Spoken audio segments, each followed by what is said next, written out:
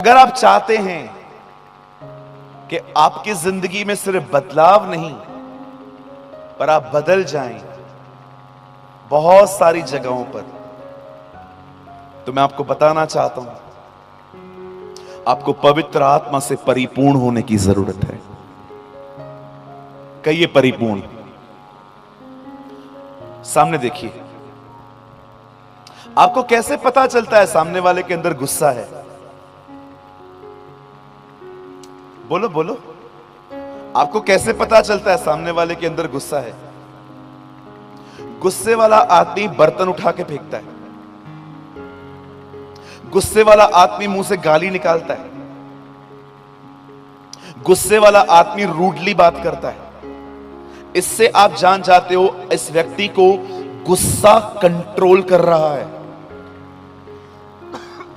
आपको कैसे पता चलता है सामने वाले में जलन है?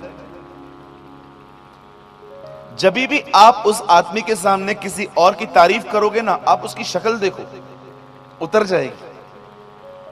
इससे आप जान जाते हो उसमें जलन है।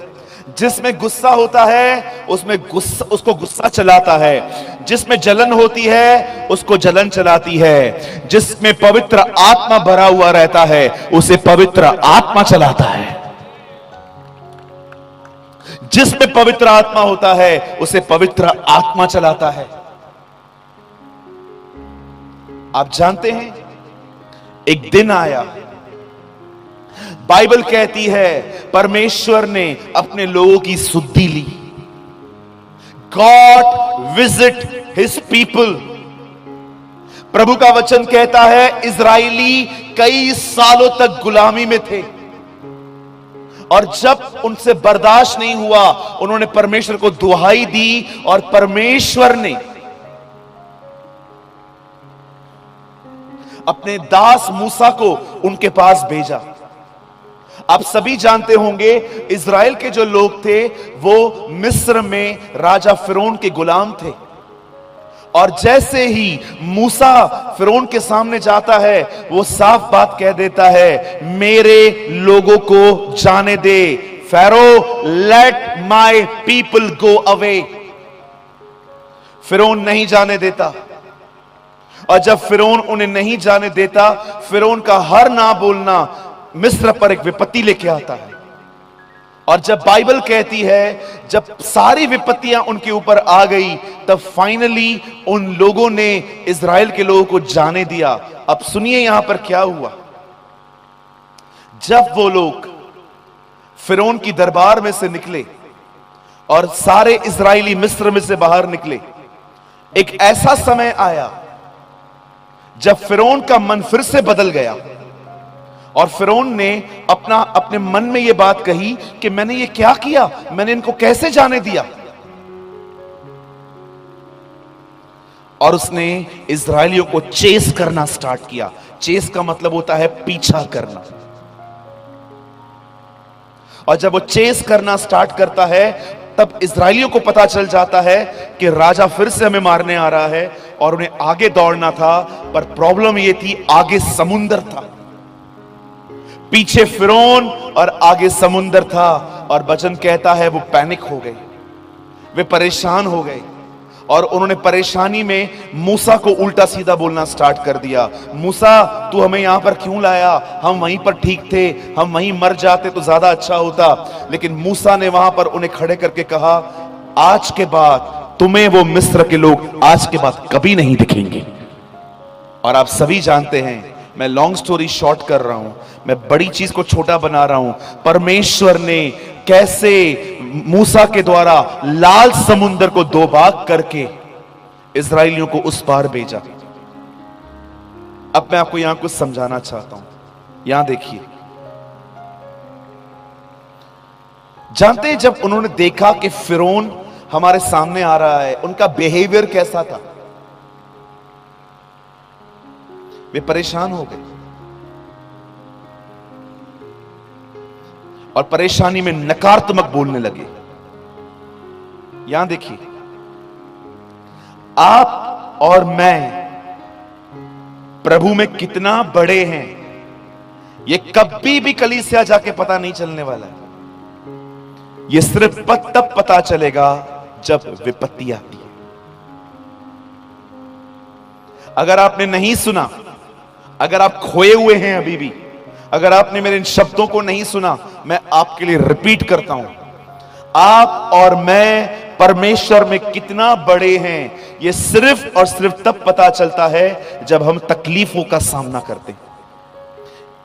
11 महीने में पढ़ाई करता था सेमेस्टर्स के लिए, 11 months आई स्टडी। 11 महीना पढ़ने के बाद फाइनल एग्जाम्स आते थे और वहीं पर पता चलता था कि मैंने कितनी पढ़ाई की है। नीति वचन में लिखा गया है, यदि विपत्ति के समय तू अपना साहस छोड़ दे तो तेरी शक्ति बड़ी कम है। 4 दिन पहले मेरे फादर की बाईपास सर्जरी हुई। भारत का सबसे बड़ा ऑपरेशन है ये। जब एक व्यक्ति को यहां से फाड़कर पैरों की नसें यहां जोड़ी जाती है,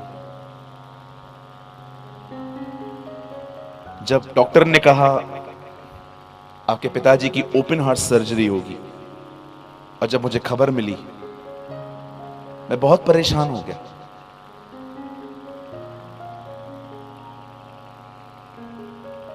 बहुत डिस्टर्ब हो गया। I was really worried.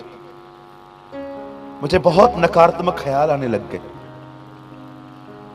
मुझे ऐसा लगा ये सर्जरी फेल होगी। मुझे ऐसा लगा ऑपरेशन थिएटर के बीच में डॉक्टर आएगा और कहेगा हम आपके डैडी को ठीक से बचा नहीं पाए। मुझे एक ख्याल ये भी आ रहा था कि हो सकता है मेरे पिताजी का एक हिस्सा बंद हो जाए हमेशा के लिए, क्योंकि मैंने ऐसी बहुत सारी खबरें सुनी थी कि किस तरह से इस सर्जरी के अंदर कभी कभी लोगों के बदन के हिस्से काम करना बंद कर देते। और जब मैं टूटकर खुदा के सामने गया, मैंने परमेश्वर से प्रार्थना की। मैंने कहा प्रभु मैं क्या करूं?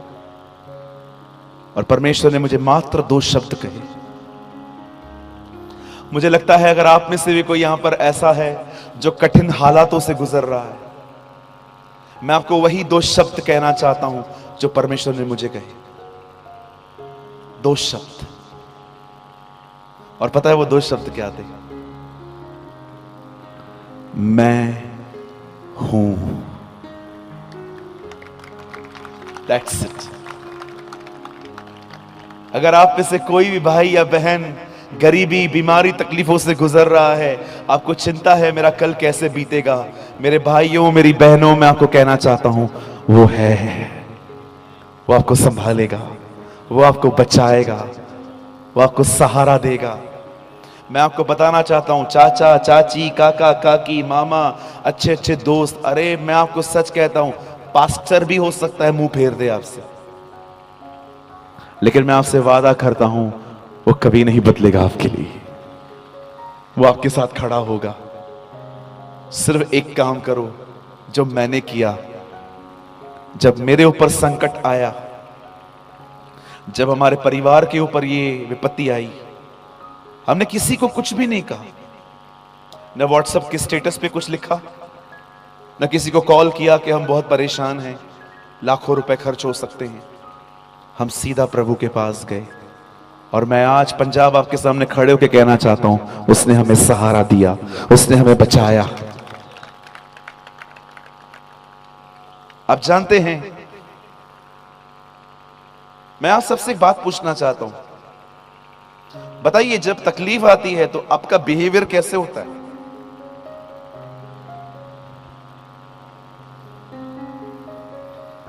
शैतान अय्यूब को, परमेश्वर को कहता है अय्यूब का सब कुछ छीन, वो मुंह पे तुझे गाली देगा। यहां देखिए, गरीबी और बीमारी अय्यूब की परीक्षा नहीं थी। अय्यूब क्या कहेगा ये उसकी परीक्षा थी।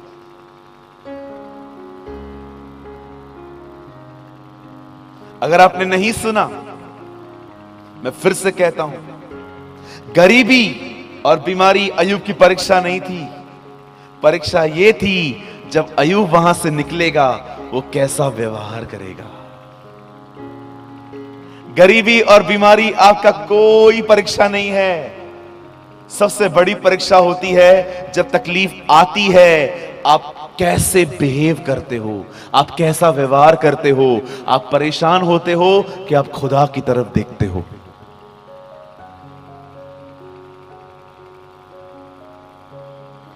इजरायली पैनिक हो गए, वे परेशान हो गए। मेरी बाइबल कहती है लाल समुंदर के उस पार जाने के बाद फिर वो कभी परेशान नहीं रहे। पता है उसके बाद उन्होंने क्या किया? डफलियां निकाली, सारंगियां निकाली, बाजे निकाले और प्रभु की आराधना करने लगे। बकायदा बाइबल में लिखा गया है कौन सा गीत गाया गया है। यहोवा योद्धा है, उसका नाम प्रभु है, ये गीत का नाम है। आप पढ़ के देखिए। God is the warrior, his name is Lord, उसका नाम प्रभु है। वे गीत गा रहे थे। मुझे एक बात बताइए, क्या ये लोग वहां आराधना कर रहे थे जहां पर इनको करनी चाहिए थी?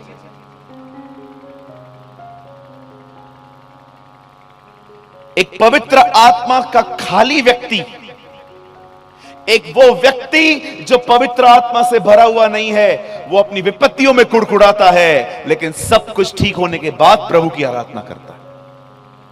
लेकिन पवित्र आत्मा से भरे हुए व्यक्ति कभी ऐसे नहीं होते हैं। वे विपत्तियों में भी परमेश्वर की आराधना करते हैं, उसे ऊंचा उठाते हैं। आप देखते हैं, अभी आपने 5:17 पढ़ा ना, दाखरस से मतवाले न बनो परंतु पवित्र आत्मा से परिपूर्ण होते जाओ। जरा देखिए अपनी बाइबल के अंदर नेक्स्ट वचन क्या लिखा है। यहां पर इसी अध्याय के अंदर इसका नेक्स्ट वचन देखिए क्या लिखा गया है। मैं फिर से पढ़ता हूं 18। यहां लिखा गया है, दाखरस से मतवाले न बनो क्योंकि इससे लूचपन होता है, पर आत्मा से परिपूर्ण होते जाओ। अब देखो आगे क्या लिखा है, और आपस में भजन, स्तुति, आराधना, आत्मिक गीत गाया करो। कभी आपने सोचा पवित्र आत्मा से भर जाने के बाद नीचे गीतों का जिक्र क्यों है? क्योंकि पवित्र आत्मा से भरा हुआ व्यक्ति आपको निराश नहीं, आराधना करता हुआ दिखाई देगा। ही वर्शिप हिज लॉर्ड। क्या साइन है कि आप पवित्र आत्मा से भरे हुए हैं? पास्टर जी मेरे ऊपर ले हैंड प्रेयर हुई है, आजा मैं ले हैंड मैं भी करता हूं, आजा। एक भाई से मैंने पूछा, ब्रदर आप बॉम्बे का भाई है, मैंने कहा आपको क्या सबूत है आप पवित्र आत्मा से भरे हुए? पवित्र आत्मा से भरा हुआ हूं पास्टर जी मैं। कैसे? पास्टर जी एक पास्टर ने मेरे ले हैंड की है, वो भी खाली ये भी खाली, दोनों खाली। हमारे कलीसिया में एक भाई है, उसके यहाँ के बाल गुम हो गए, इधर वाले, ये देखो ऐसे। मैंने उससे पूछा आपके बाल गुम क्यों हो गए? बोला मैंने इतने लोगों से हाथ रखवाया है, मेरे बाल ही गुम हो गए। अरे सिर्फ हाथ रखने से पवित्र आत्मा से नहीं भरता है आदमी, उसमें से थोड़ा ही मिलता है। एक सच्चा पवित्र आत्मा से परिपूर्ण व्यक्ति इस तरह भरता है जब वो प्रार्थना करता है, परमेश्वर के साथ समय बिताता है, बाइबल पढ़ता है, प्रार्थना करता है, उपवास करता है, परमेश्वर को पुकारता है, तब जाके वो पवित्र आत्मा से भरता है। और क्या सबूत है कि वो पवित्र आत्मा से भरा हुआ व्यक्ति है? वो कुड़कुड़ाता नहीं है, वो अपने परमेश्वर की आराधना करता है। कितने लोगों ने देखा जब पौल और सिलास जेल में गए तो दोनों ऐसे बैठे हुए थे, ऐसे अंदर बैठे हुए थे दोनों, परेशान।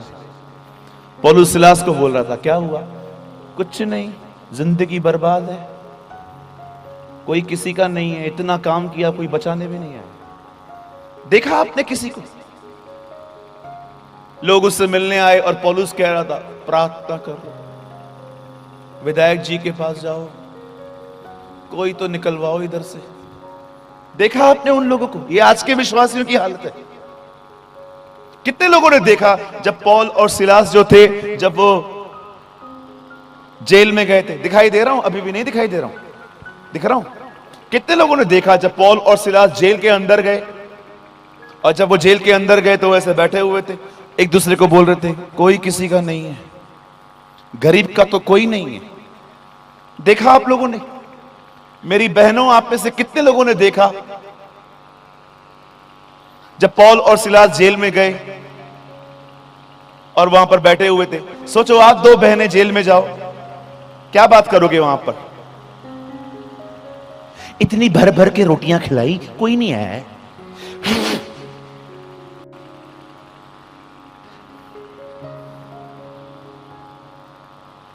क्या कर रहे थे वो लोग? वे परमेश्वर की आराधना कर रहे थे। क्यों आराधना कर रहे थे? क्योंकि पवित्र आत्मा से भरपूर थे वो लोग, परिपूर्ण थे। आजकल पवित्र आत्मा से भरपूर लोग खाली। क्या होगा इससे? आज पवित्र आत्मा से भरे हुए लोगों को खाली आप यही करते हुए देखोगे। क्या, कौन सिखा रहा है आपको ये? Who teaches you all this? ये पवित्र आत्मा नहीं है। पवित्र आत्मा से भरपूर व्यक्ति परमेश्वर की आराधना करता है। अपनी फीलिंग को पवित्र आत्मा बोलना बंद करो। कोई गिर जाता है, उठ के खड़ा हो जाता है, ओ पवित्र आत्मा। वे पवित्र आत्मा नहीं है। पवित्र आत्मा एक व्यक्ति है मेरी तरह। He is a person.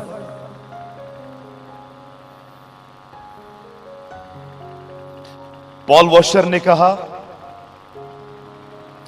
मसीहत कभी इतनी खुदा से दूर नहीं गई थी जितना आज गई।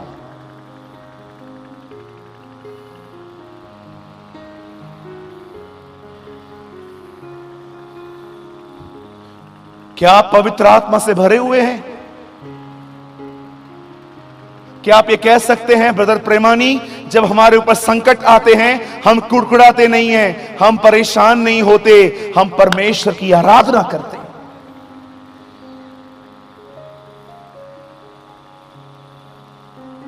एक पवित्र आत्मा से परिपूर्ण व्यक्ति कभी भी आपको कुड़कुड़ाते हुए परेशान होगा, लेकिन जब मार के उठेगा।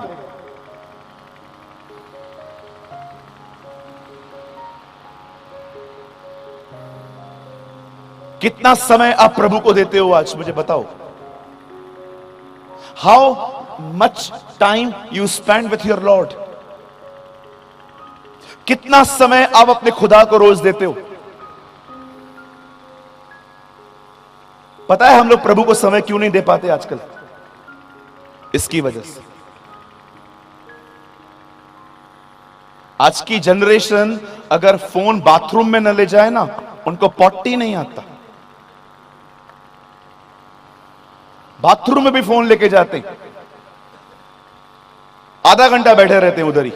फिर प्रभु आता है एहलिया की तरह, उनसे बात करता है, हे एहलिया, हां तेरा यहां क्या काम?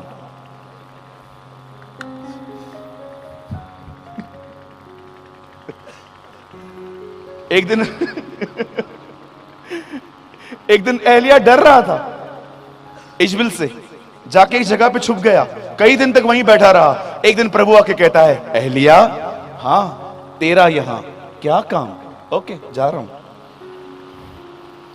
Okay I am going. कई बार लोग जाते हैं बाथरूम में फोन लेके, घंटों बैठे रहते हैं अंदर, बाहर लाइन लगी हुई है, और फिर प्रभु आके कहता है, यूसुफ, हां तेरा यहां क्या काम? जा रहा हूं।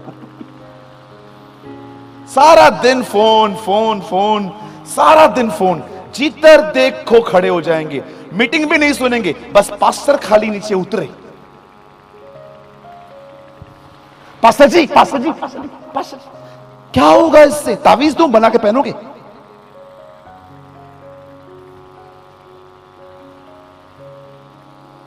जब एलीशा एहलिया के पीछे गया तो वो फोटो खिंचाने के लिए नहीं गया, वो उसके अभिषेक के पीछे गया था। एक परमेश्वर के दास के अभिषेक के पीछे जाओ, फोटो निकाल के क्या होगा?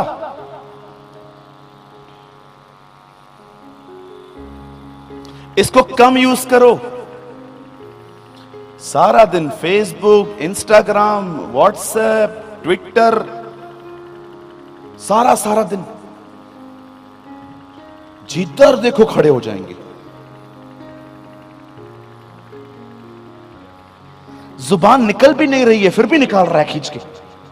इतनी सी जुबान है, लंबी करके यहां तक ला रहा है। थैंक यू भाई साहब। बोलो अपने बाजू वाले को हाथ जोड़ के, प्रभु में बढ़ना है तो फोन कम यूज करो।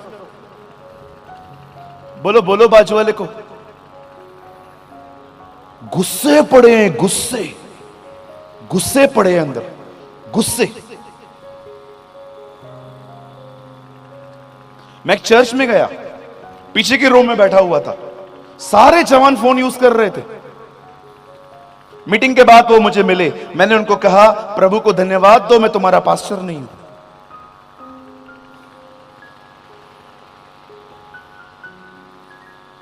मैं तो प्रार्थना करता हूं जितने भी लोग मोबाइल फोन जो है वो मीटिंग में यूज करते हैं, प्रभु इन लोगों के फोन को आज रात को ही बपतिस्मा मिले।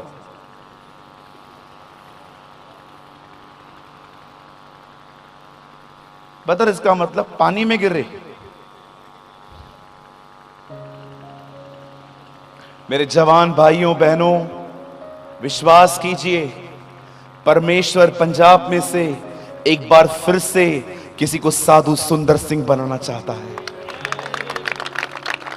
परमेश्वर एक बार फिर से पंजाब में से किसी को साधु किशन सिंह बनाना चाहता है। वो चाहता है आप तैयार हो जाएं ताकि आने वाले दिनों में परमेश्वर आपका उपयोग करे। मेरी बहनों, मैं आपको कहना चाहता हूं, परमेश्वर चाहता है पंजाब में से भी कैथरीन कुलमिन बाहर आए, मार्था विंग्स बाहर आए। Don't like a Jezebel, be like a हैना।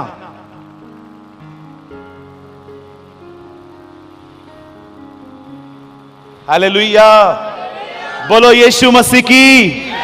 कितने लोग आज के बाद प्रभु को अपना बहुत समय देंगे? कुछ बोलूं? बुरा नहीं मानोगे? पक्का? चले। सुबह उठते हो ना, उठते ही प्रार्थना करो, फिर बाइबल पढ़ो। उसके बाद पेट आता है ना, बाथरूम चले जाओ, वहां से आओ, फिर से बाइबल पढ़ो। फिर नाश्ते का टाइम होता है ना, जाओ नाश्ता खा के आओ, वापस आओ, वापस बाइबल पढ़ो, वापस प्रार्थना करो। फिर काम पे जाने का टाइम होता है ना, काम पे जाओ। दोपहर में लंच का 1 घंटा मिलता है ना, 15 मिनट में लंच खाओ, पौना घंटा प्रेयर करो, बाइबल पढ़ो। फिर रात को घर पे आते हो ना, घर के लिए 1 घंटा दो, 1.5-2 घंटे घर पे बैठो। जैसे हो जाता है वापस प्रेयर करो, वापस बाइबल पढ़ो, वापस प्रेयर करो, वापस बाइबल पढ़ो। लगातार करते रहो। 1 महीने के बाद सर के बालों से लेकर नीचे के नाखून तक आप पवित्र आत्मा से परिपूर्ण होंगे।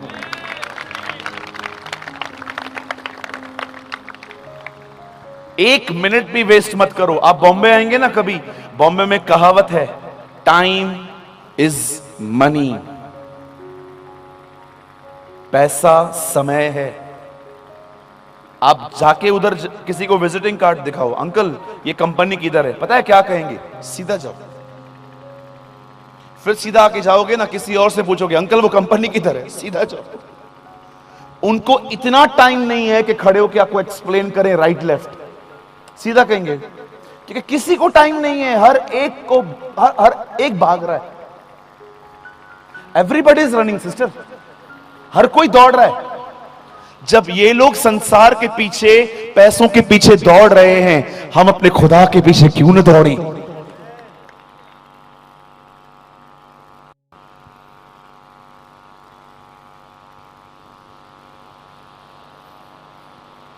Be filled with the Holy Spirit. मेरी बहनों, बंद करने से पहले फिर से कहता हूं, पवित्र आत्मा से परिपूर्ण होकर जीवन जियो। मेरे भाइयों, मैं फिर से कहता हूं, पवित्र आत्मा से भरपूर होकर अपनी जिंदगी जियो। सुबह घर से पवित्र आत्मा से बगैर निकलो मत उसके भरे हुए।